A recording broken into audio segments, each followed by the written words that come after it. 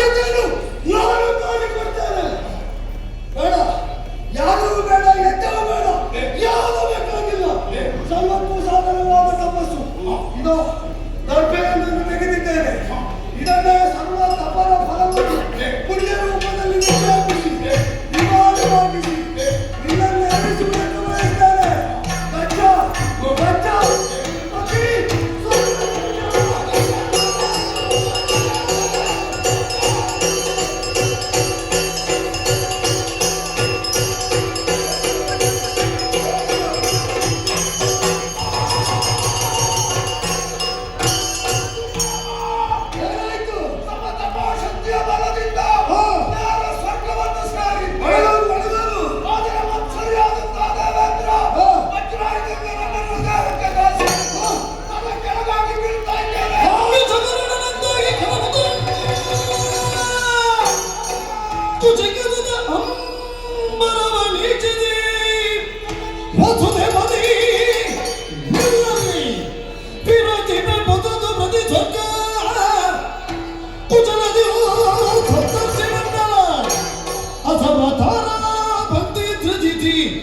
ತ್ರಿದಚರ ನಿರ್ಮಿತಿ ನೂತನೇಂದ್ರನ ಕೈವೆ ಹಿಂಗೆಲ್ಲೋದ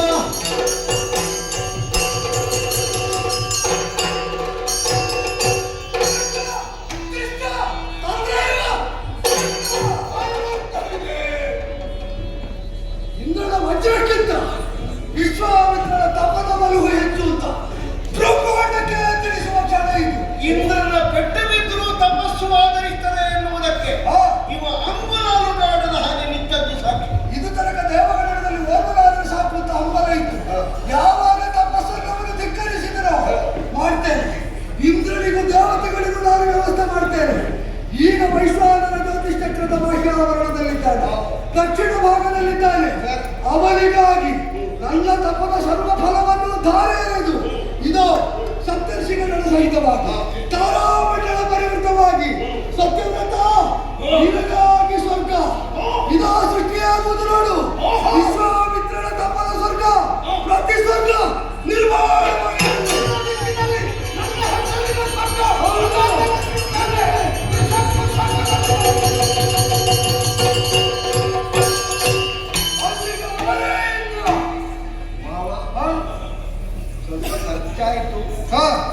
ಆದರೂ ಅವನಿಗೆ ಸ್ವರ್ಗ ಆಯಿತು.